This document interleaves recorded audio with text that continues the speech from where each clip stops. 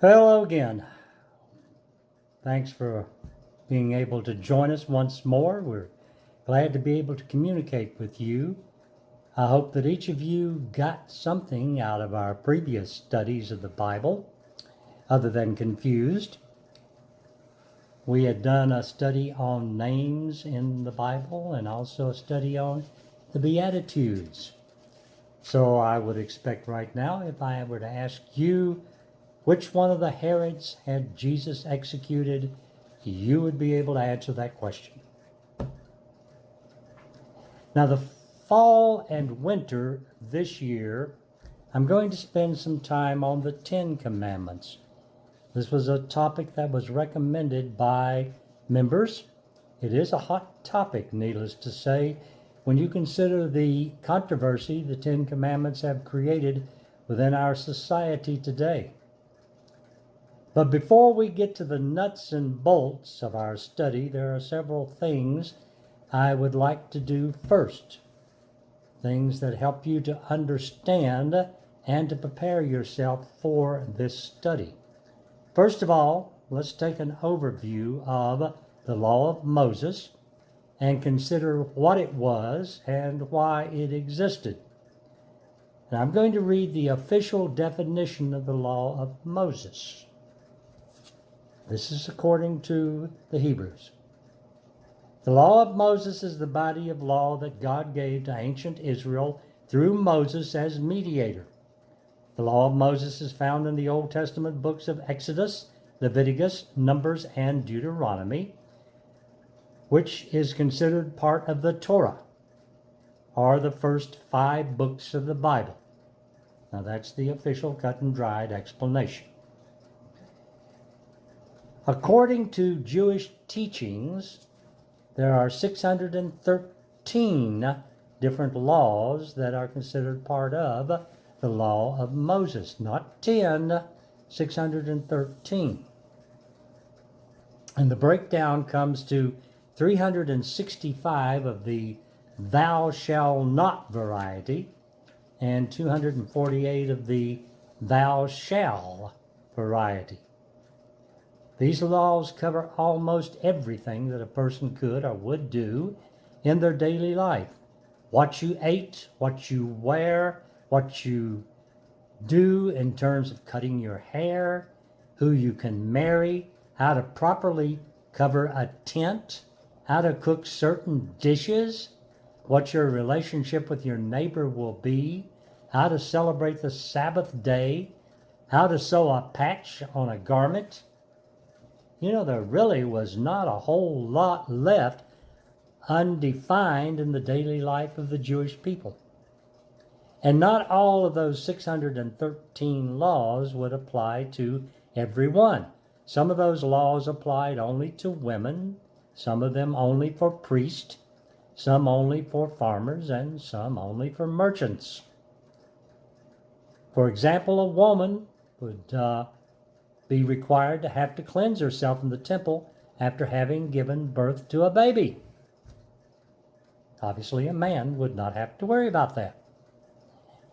In addition to this, the Jewish leaders had added many additional provisions, ceremonies, rules, requirements, prohibitions, whatever you want to call them, to the original law, until the law had become so extremely burdensome that it took a temple lawyer to keep it all straight.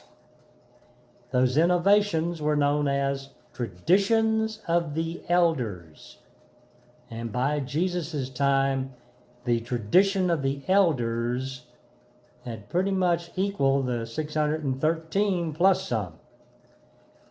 Also, the law had been so diluted that it had lost much of its true meaning and purpose. The law had come to exist for the sake of the law itself. And this is one of the things that made Jesus so upset. The Pharisees had made the tradition of the elders an equal to the law of God. And the result was the law had come to exist for the sake of the law, not for the purpose of providing justice or serving God's people, which was the intent. but instead the law for the sake of the law itself. Now let's make a very important difference here in terms of how the law of Moses applies as opposed to other legal codes of its day and time, and as far as that goes today.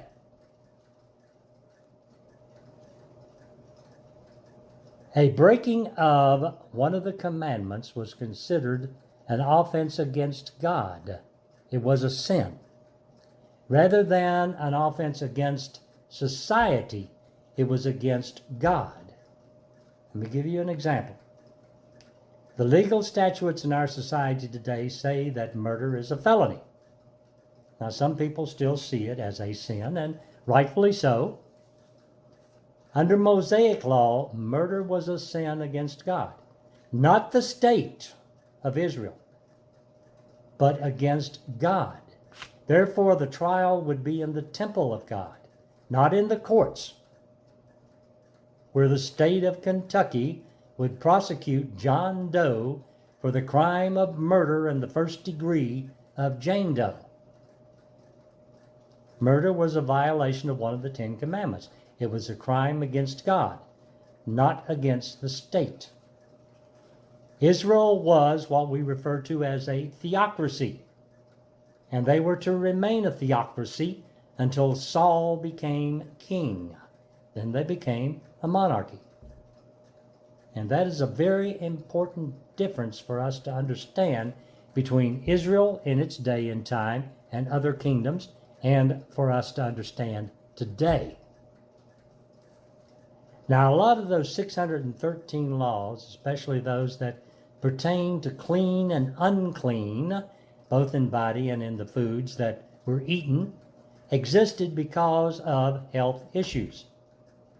It had obviously been observed over time that people who ate pork could come down with some pretty serious illness that could even result in death, and also with seafoods. So pork and seafoods were unclean. Now you got to remember, Moses didn't have a microscope and didn't have a clue what a bacteria was. But it was known that these foods could be deadly, so they were unclean. Stay away from them. See, there's a logical reason why some of these laws did exist. Mostly the laws of Moses were born out of the need for order in the post-slavery days of the Israelites, after they had left Egypt. Once they were out of Egypt, they no longer had the Egyptian legal system to govern them. They needed to develop a system of Jewish prudence, a legal code of their own, and the law of Moses gave them that legal code. Now, secondly, many of the laws also existed because they marked these people as special people, God's people. You'll find the words, "Do this so they will know you are my people," that follow or precede many of the commandments. Therefore, these laws mark these people in an outward sign as having a covenant with God. The Ten Commandments are special among the 613 because they were received, number one, very early. In fact, not long after having left Egypt. And number two, they came directly from God, as Moses was called upon the mountain to collect them and take them back down to the people. Now, we know that first attempt didn't end too well. So a second attempt was made before the Ten Commandments were officially given to the Jewish people. And we're going to concentrate on the Ten Commandments and what their relevance is to us today. We may occasionally mention some of those other laws because of their relevance to the 10 as we go through these sessions. And a couple of more quick facts. The Jewish people actually refer to the Ten Commandments as the 10 sayings. They can also be referred to as the Decalogue.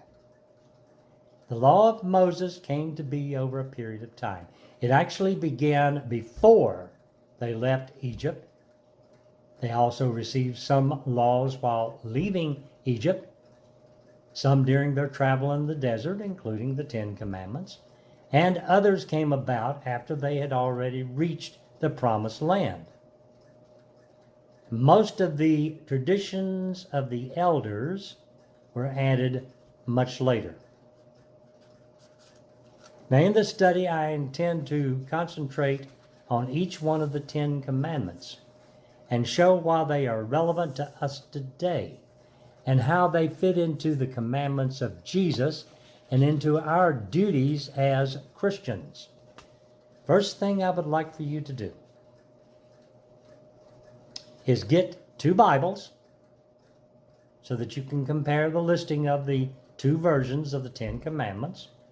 I would strongly advise you to get 2 Bibles of the same translation so that you don't run into problems in terms of King James to NIV or to RSV or any of that. Or you can go online and pull up the scripture and print it. Then you simply have 2 pages laying in front of you. Well, it'll be a little more than 2 pages.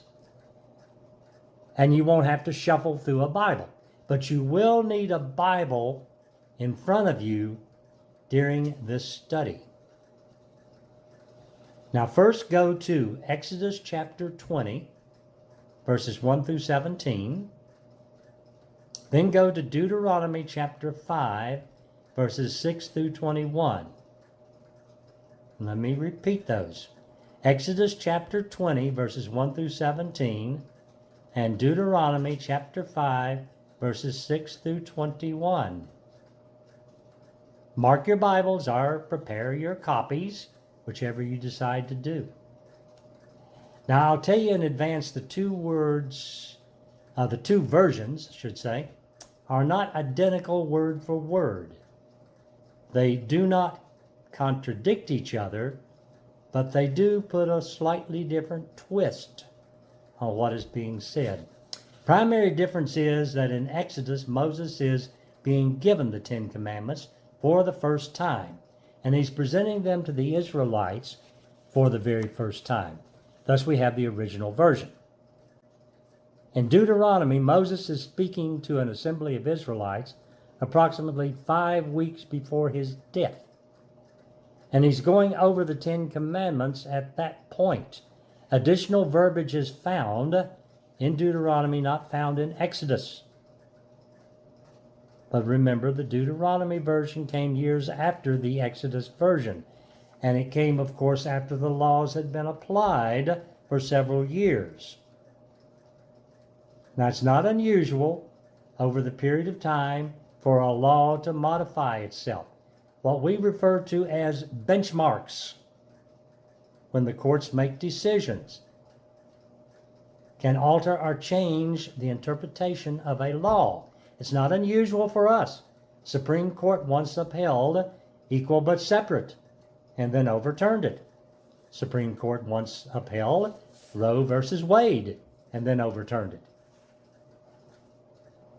Benchmarks are not uncommon, so the law's interpretation can change slightly over the course of the years.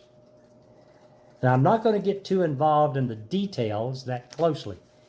The importance is for you to understand there is a reason for these differences. And my objective is the same as it was before in our earlier study. I simply want to help you have a better understanding of how the 10 Commandments relate to our lives today. And let me make this plain.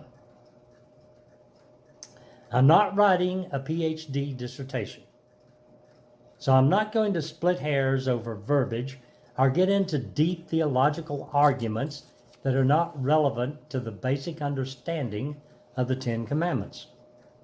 We'll let the biblical scholars debate the fine points when they have a slow day fishing on the riverbank. I simply want to try to improve layman knowledge so that you can better understand what it is that you're reading. And I'm going to depend more on the Exodus version than the Deuteronomy version. Deuteronomy will be a backup, partially to show how those laws had been developed over the years. But most of our study will be focused on where do we find the Ten Commandments in the New Testament. And obviously in the New Testament, we don't have this neat little list like we do in the Old Testament. You have to do a little searching to find them. And I'll warn you now, you won't find all of them. The questions I'm going to ask are these. Are there differences between the Ten Commandments and the commandments given by Jesus? And how do the Ten Commandments relate to our relationship to God and to others today as Christians? And that is the statement of purpose for this study. I'm not sure how many weeks it will take, but we have plenty of time. So whatever it takes, that's what it takes. We'll start with the obvious, number one.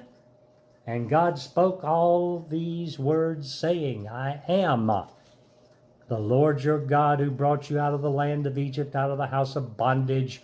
You shall have no other gods before me. We want to look at how this came into being, how it applies to us today. Where do we find it in the New Testament? And does it have the same meaning for us today as it did then? Each session will appear every 2 weeks, beginning with this one, which is released on October the 3rd, and will continue until we're done. Now, this could take us into the Christmas season. If it does, we may take a break and finish it off in January. I want to do a good job on each one of these, so I don't want to rush things. So let's just take our time and take a good, serious look. So until October the 17th, which is our first study segment, thank you for listening. If you have comments or questions, let me know. I'll do everything I can to try to resolve them. You can email me, 948lfc@gmail.com, or you can text me, 502-876-3969. I'll get back with you as soon as I can. Or you can send me a letter, P.O. Box 97, Crestwood, Kentucky 40014. Until the next time, I'm Larry Childress, pastor of Crestwood Christian Church, and I'll talk to you again in a couple of weeks.